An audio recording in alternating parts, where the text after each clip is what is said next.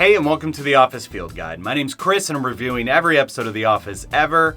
And today, we're looking at Dream Team. I have assembled what I believe to be the most exciting, sought-after talent in the industry today. Ladies and gentlemen, I present to you the Dream Team. Dream Team was written by B.J. Novak. He's everything I'm not, and everything I am. It's the whole package. And directed by Paul Feig.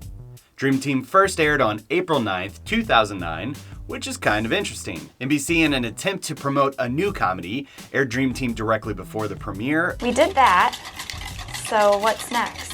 And then directly after the premiere, they aired the Michael Scott Paper Company episode. Who would have thought that the thing that would save this company would be work?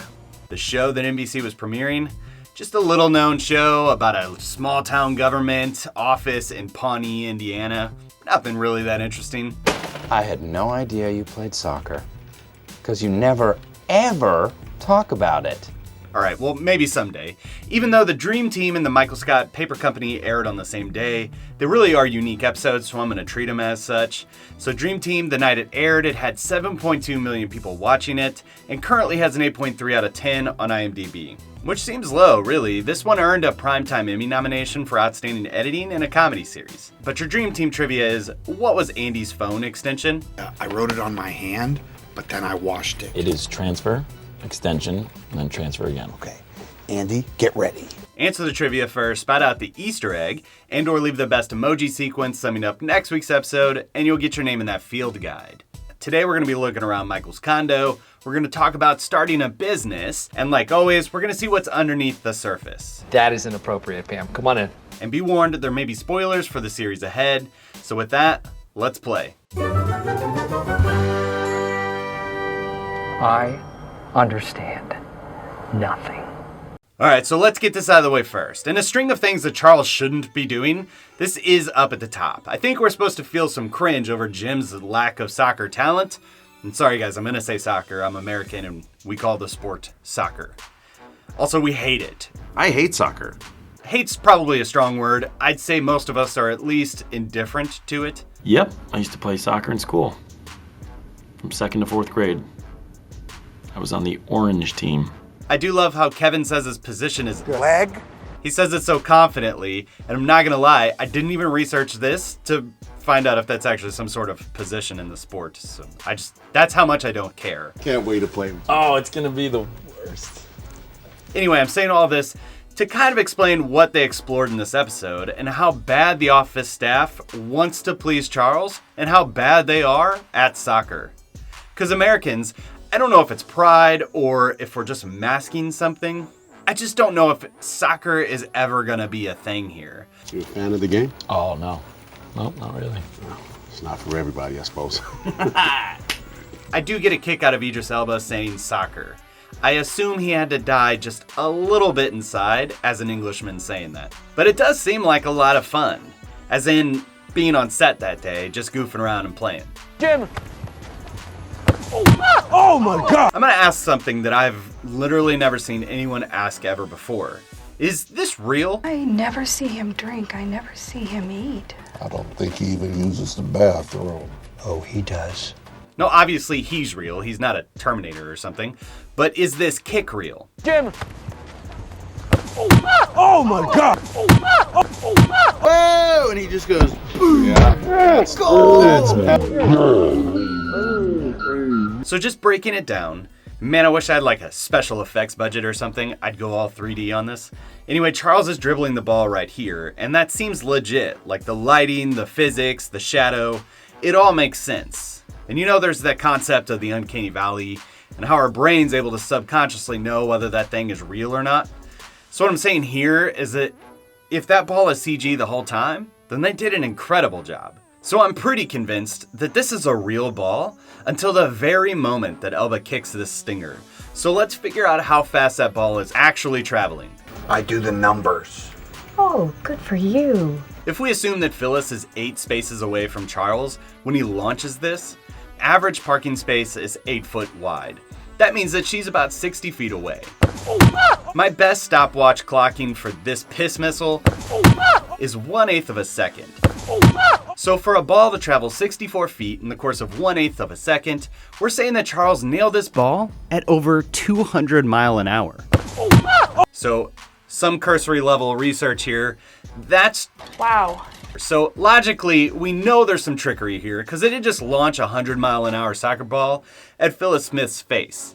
So I sent this over to my brother, who's a special effects artist, and he's pretty sure that they used this motion blur from the ball moving so fast, the camera moving quickly, and he said a compositor probably digitally removed the ball and replaced it with one that was extremely motion blurred. So my best guess is that this is a real soccer ball until this frame.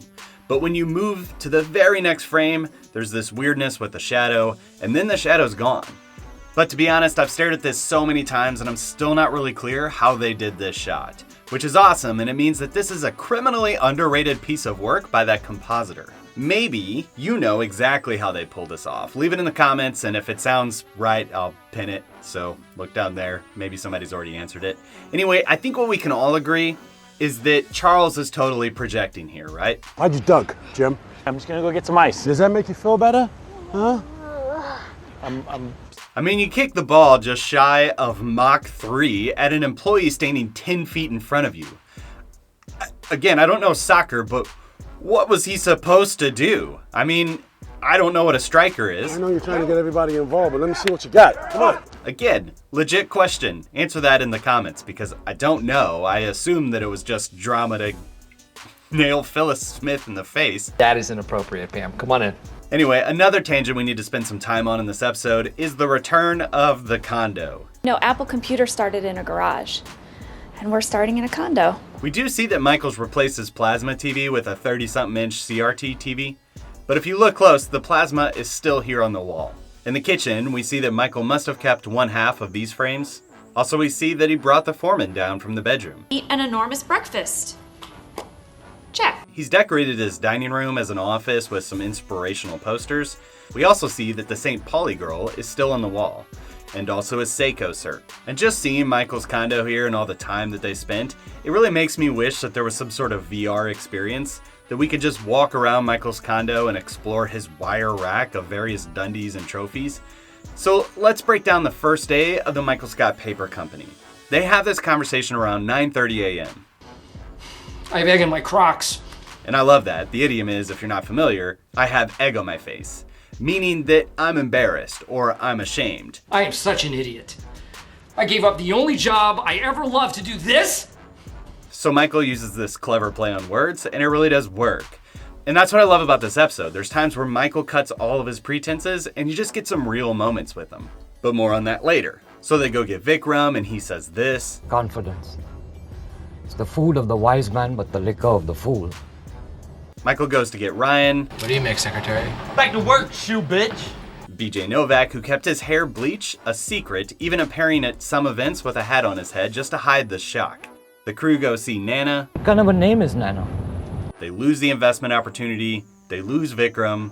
It means grandmother. Oh, sweet Jesus.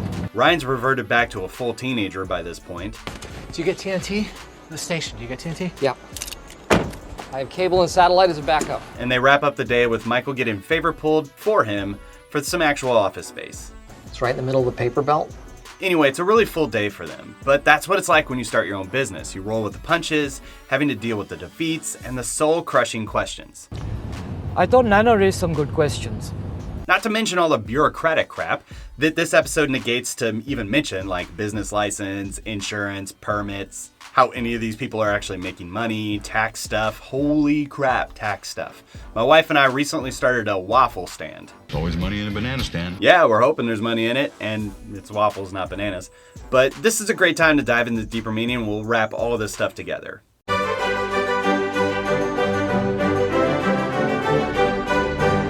What does a bean mean? Someone please explain it to Kat. I've been fearing doing this arc for a little bit, because it's evident to me that these arcs are meant to shake things up for our characters and give them something new to do. I swallowed a crowd. And then we just get to see how it all plays out.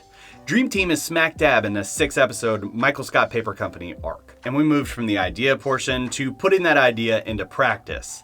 And I've already broke down how their day went, and while on the surface, I think this episode is simply juxtaposing Pam's experience at the Michael Scott Paper Company with Jim's experience at Dunder Mifflin, which is great and entertaining. But if you take it a step deeper, it's also a look at Michael versus Charles and what makes a good boss. See, Michael said for years that business is personal. It wasn't personal. Business is always personal. It's the most personal thing in the world. Charles doesn't care about your feelings. I need your eyes up front. Oh no, I was just... No, hey, I just want to hear yes. Michael, though he can be thoughtless in practice, seems to deeply care about each one of his employees. Everyone deserves a second chance. Charles is an authoritarian, and the cracks are starting to show through exchanges like this. Game on! Okay. See you on the field, there, bro. See you on the field. I can't wait. This is so uncomfortable, but I'm glad that Jim has something that forces him to grow as a character. But I don't think this is about Jim. All of the cringe here is on Charles. He's the problem. He's basically a brick wall until those under his employ pretend to be into the same things that he is. Michael, on the other hand, faults and all, is shown to genuinely care about his employees. Well, maybe not all his employees. Got to apply the same But Vikram's proverb is so good. confidence. It's the food of the wise man, but the liquor of the fool.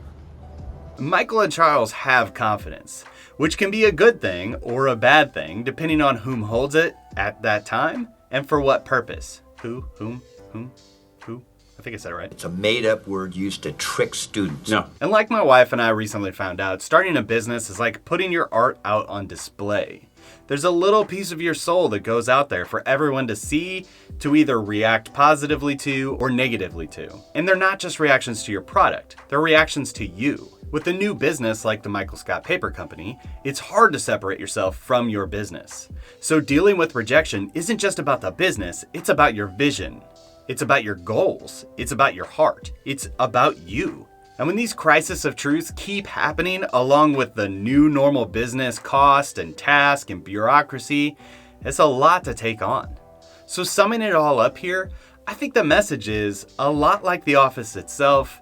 At times, you just have to lean on one another to get through tough times. You know what they say? Keep your friends close. Even if that person is Michael Scott. Are you good? Yeah, I'm good. You good? I'm good.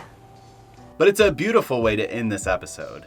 Well, except for this deleted scene that would have been a great stinger on this one. Hey, Kevin, I need you to set up a conference call with Wallace, all the other branch managers in 10 minutes.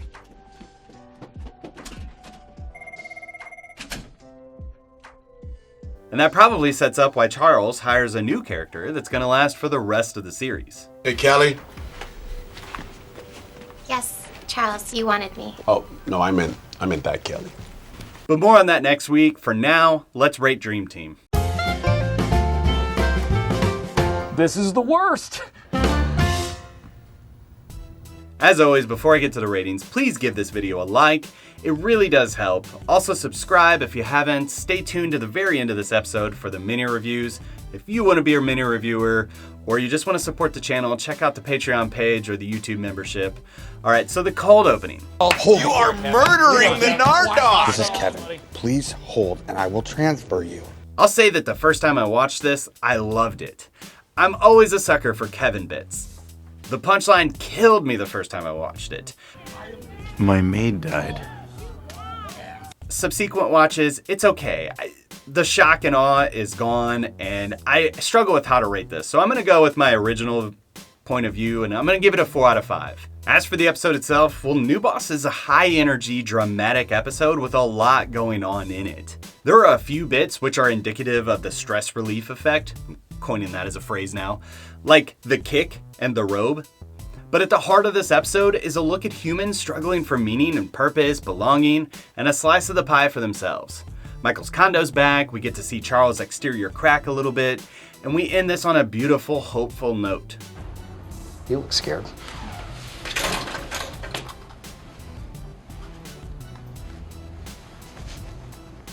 I'm giving it a 4 out of 5. I really enjoyed this episode on this watch through, but that's just what I think about Dream Team. What are your thoughts? Leave them in the comments. Don't forget about our comic contest and check us out on our social media accounts below. Thank you so much for watching. Stay tuned for the mini reviews, and we'll see you next time.